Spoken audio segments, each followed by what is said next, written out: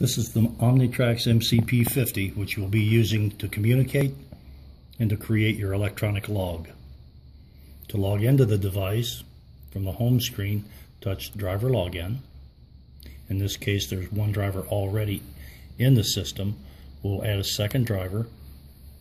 Enter the driver ID, which typically is the first 4 letters of the driver's last name and the first 2 letters of the driver's first name.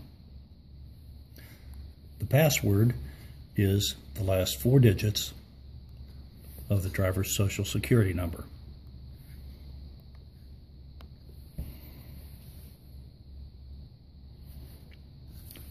When the driver ID changes to the driver's actual name, that's the indication that the driver is logged in.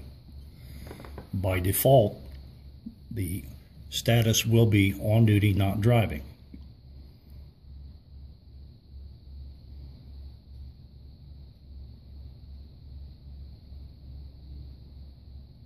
If that's not the driver's intention, simply goes to the home screen, brings up hours of service. From the status screen, you have 8 hours and 0 minutes of remaining drive time. Hit change. We'll make it off duty with a remark, break, and OK. That changes the driver's status to off duty, and if done within the first 2 minutes, will not start the driver's 14-hour clock. The status screen shows the current status, the time and date that that status began, the current time and date, the duration of that status, the last time that the driver did a 34-hour reset, the hours to be gained at midnight tonight in the event he's using a recap, and hours to be gained at midnight tomorrow night. If there were any driving, the mileage would show here. Other ways to look at the screen besides the status are the summary, which shows the hours available under each of the 4 hours of service rules. The 8-hour or rest break rule, 11 hours, 14 hours, and 70. The graph resembles a paper log and shows the time actually used in each of the 4 statuses: on duty, or rather off duty, sleeper berth, driving, and on duty, not driving. In the day log screen, the driver can see everything that he has done that day: status, the time it started, the duration, and the location, city and state. The 8-day screen shows all activity for the last 8 days: the date, any mileage driven, driving time hours and minutes, and on duty, not driving hours and minutes. If a police officer asks to see a driver's log, this was a screen that he might use to show him his last 8 days. If the officer requests that information be printed, he can hit the fax or email button and then either enter a fax number by opening the keyboard, or an email address, the officer's name, close the keyboard, and simply hit the request key. And in just a few minutes, that log will be printing out in the officer's car.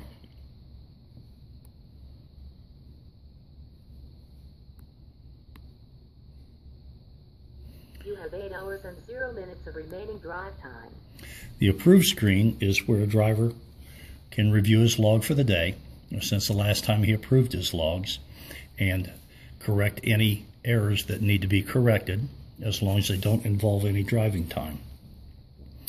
To make a correction, all the driver needs to do is to highlight the time that needs to be corrected, hit the edit button, select the proper duty status, make a remark, and hit OK. This will open a second window which asks why an edit is being made. By opening the keyboard, touching the bar here, type in a simple one-word explanation, close the keyboard, and OK.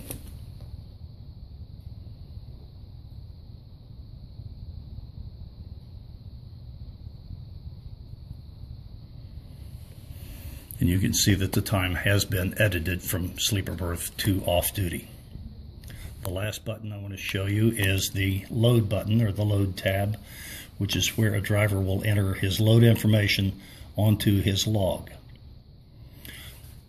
By touching the new load button, he can enter his load ID or manifest number, the start and ending date, and if that ending date is not the current date, he can change that by using the left or right arrows.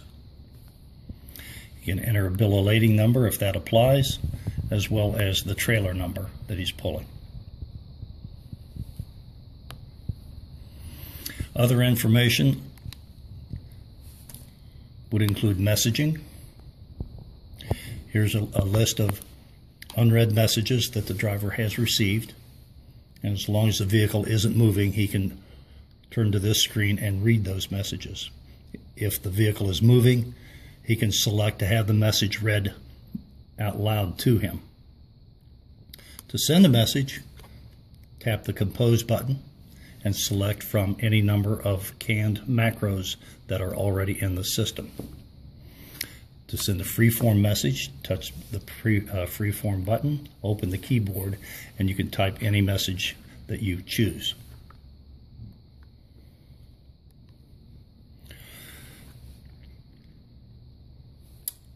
From the login screen, the driver can log out by simply touching the logout button and saying OK.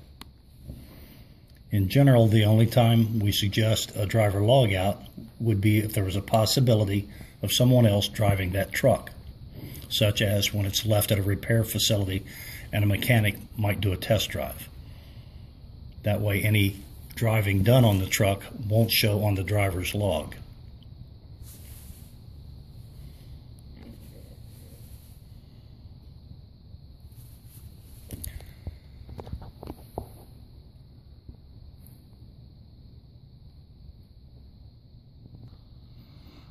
The envelope icon indicates that there are messages waiting to be read.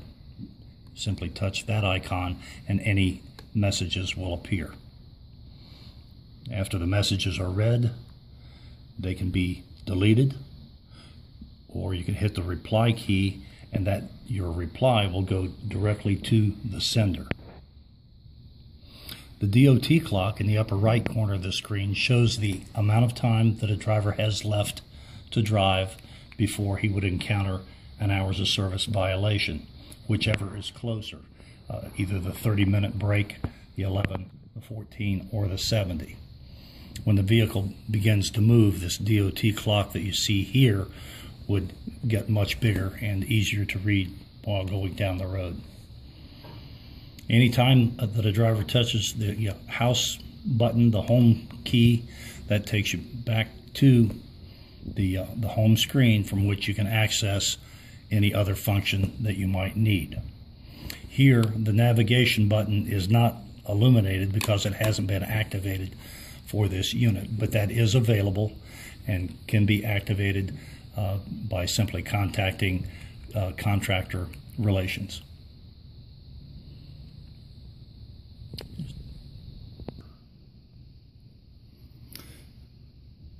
If you touch the DOT clock, it will toggle back and forth between time of day and the DOT clock showing remaining driving time. The right arrow will take you into a screen where you can select settings, and from there you can adjust the volume of the display, or the volume, the brightness of the display, and the time zone. A driver's logs are set to his home domicile and cannot be changed by the driver, but the display clock can be adjusted to any time zone that the driver might choose to select.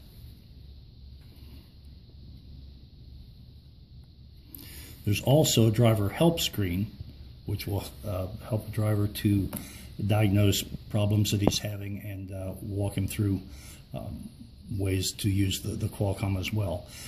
If that doesn't work for you, you can always call the safety department at 888-423-2472 or Omnitrac's tech support at 800-541-7490.